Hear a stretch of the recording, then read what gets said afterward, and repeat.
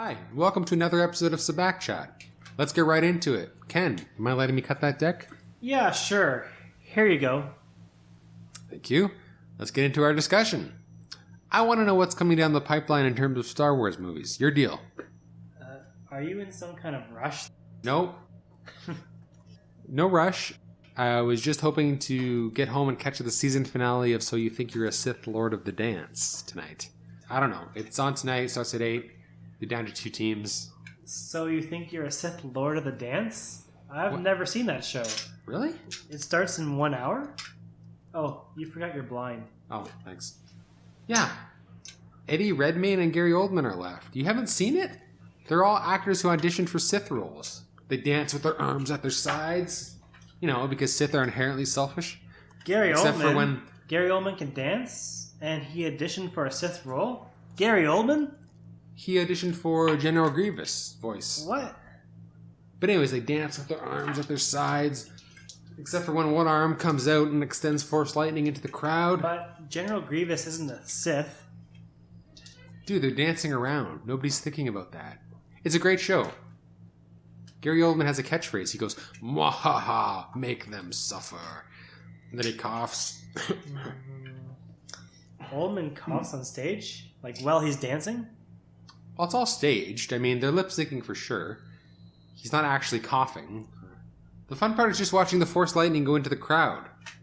They dance with their arms at their sides. 100. Okay, well, if you want to get home and watch that show, we can rush through this game. No, I mean, yeah, I can watch it later. Cool. Call 100. Oh, slow it down, bro. Take it easy. You want to take it slow now? Hey, how about Han Solo? Will his movie be a standalone or a trilogy? We're not sure. What's next after 2020? It's anybody's guess, but let's look at some rumors. Check to you. Well, personally, I like the rumor that although the Boba Fett movie was the front runner at one point and then production issues stopped it, it's still on its way. People are talking about the Yoda movie now. Yeah, probably. Bet 250. Full. My personal idea, could Obi-Wan have been experimenting with Force Lightning out on that shack on Tatooine? Alec Guinness doesn't have Darth Sidious face. He must have been experimenting with something, because how wouldn't he be bored? 1 minute he's riding a dragon off a waterfall, the next minute he's sitting with his hands folded in a small shack in the desert. Good luck, Ken. Here's your cards. Thanks.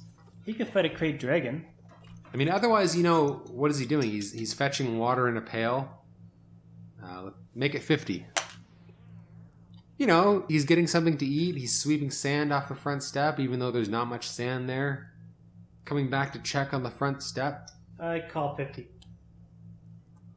Maybe one time he comes home from the Dune Sea to find the womp rats who devoured his rations. Bags torn up all over the floor. Womp rat poop on the floor. And then he feels Force Lightning coming. He goes out to kill the womp rat. Maybe at least hurt him. Finds one and then he just blasts himself in the face instead. Bet 50. Alec Guinness has a wise twinkle in his eye. No need for him to have been blasted in the face. Call. Stand. Alderaan. Sabacc. I knew you were onto me. I was, but I had 21. If I had raised anything, you would have told me. I know. I shouldn't have bet. I knew because you didn't consider trading. You just rolled. I thought maybe Kenobi, in his standalone movie, could team up with Mace Windu. You're not buying it? Okay, well, what weird and wild movies, in your wildest dreams, do you think we'll see 30, 40 years down the road? In your wildest dream. For example, here's one. How about the Baron Papanoida standalone? George Lucas's cameo character from Revenge of the Sith? George Lucas, then in his 80s, will get offered by Disney to reprise his role as Baron Papanoida for a quasi-meta analogy of the creation of the original series.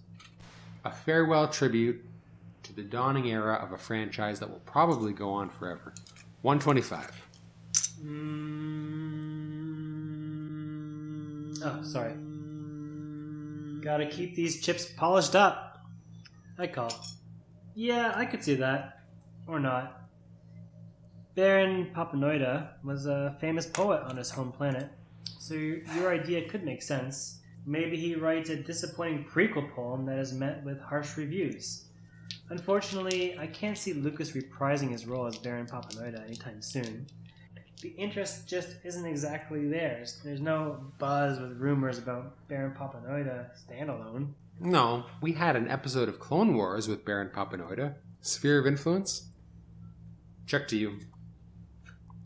It had veteran Star Wars voice actor Corey Burton as Papanoida. So we know some of his backstory, and we know they're willing to use the character outside that one cameo, but I want to know what happens to Baron Papanoida after the war. We've said Baron Papanoida about 15 times now. Let's take a step back and worry about Shraz, the ambassador to Endoria, another day. What? 225. Which reminds me, you were talking about wild fantasies. Well, I have a wild fantasy for a movie Let's hear it.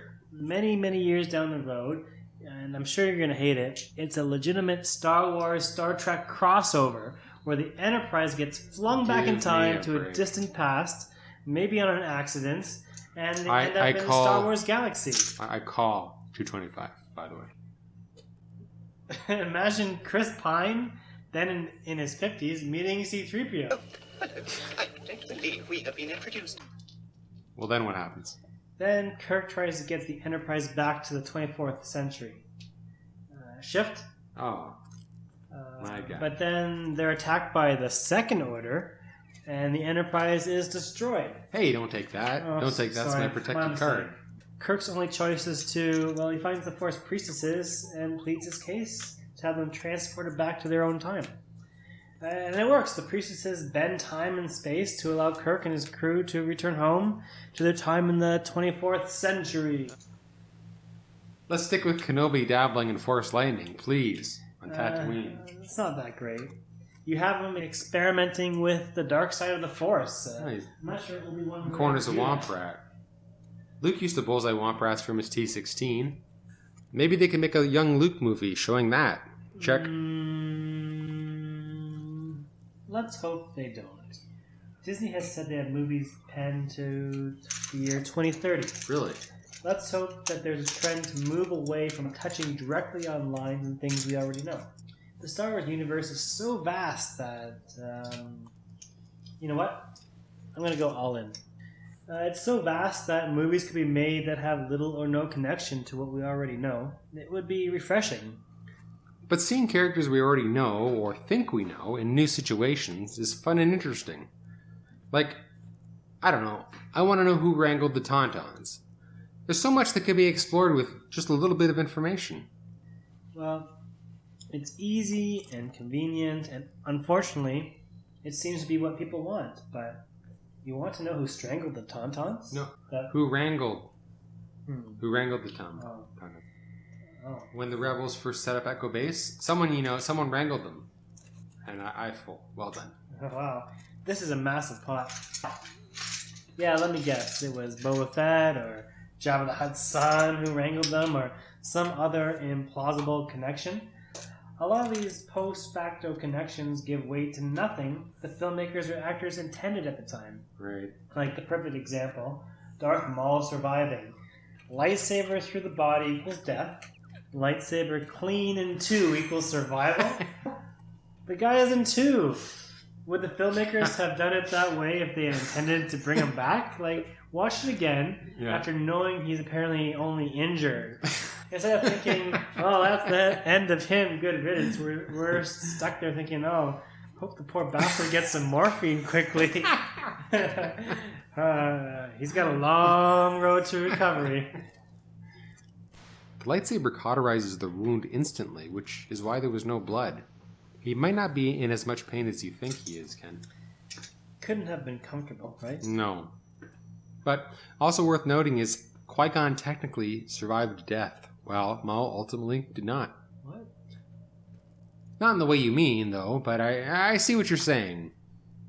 In terms of the future of the franchise, Ken, what would a movie be that, in your opinion, is connected, but not too connected to the existing canon? Well, make it 50.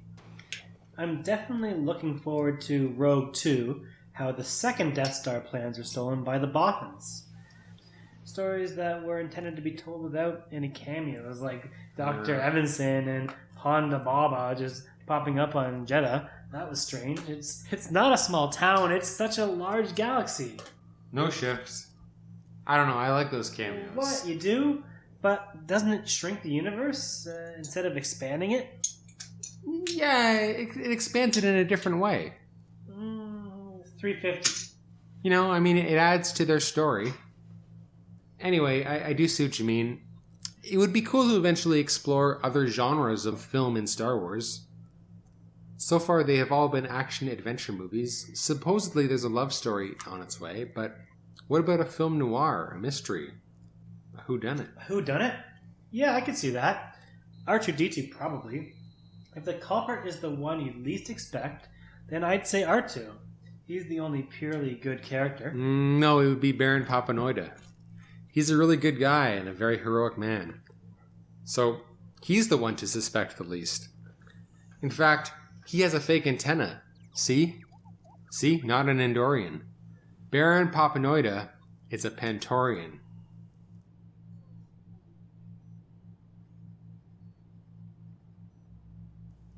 Now, what is the risk of straying so far from what the core of Star Wars is, which is, as I said, action-adventure?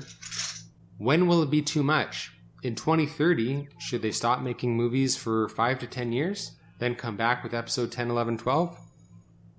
They could allow the cast to age 10 to 20 years, which is good considering the episodes so far have been generational. I call. I want to know who Lando's grandkids are. I want to know what they're up to. Well, maybe the Disney Corporation will have an Ebenezer Scrooge moment and decide they don't want to make money anymore. Yeah, right. I think I'll stand. Let's see what the dice have in store. What will the final Star Wars film be? 300. Not the movie. I'm raising 300. Well, this is Sparta. I don't think there'll be a final Star Wars film. Why would the Spirit show them these things if they are what will be and not what may only be? George Lucas developed 100+ scripts for a show called Star Wars Underworld. Call. Maybe now's the time to make these.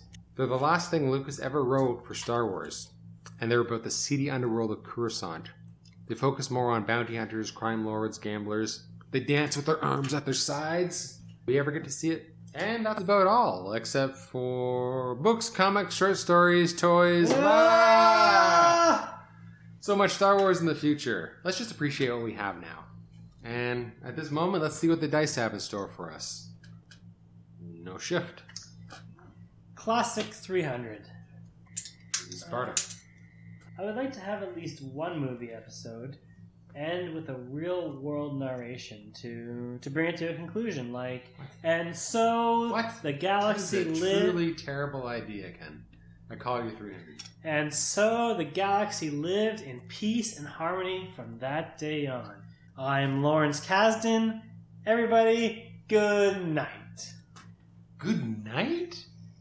What the hell? That is awful. That's not gonna happen. Maybe.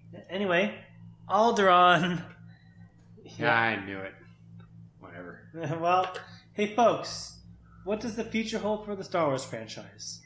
What is your weird and wild movie predictions? Prediction? Yes, prediction. Pain. It looks like you bombed out again. Oh, hang on now. I have 2 -13s. That's a Baron Papanoida. Yeah, That's a Baron Papanoida. That's Baron of value is what it is.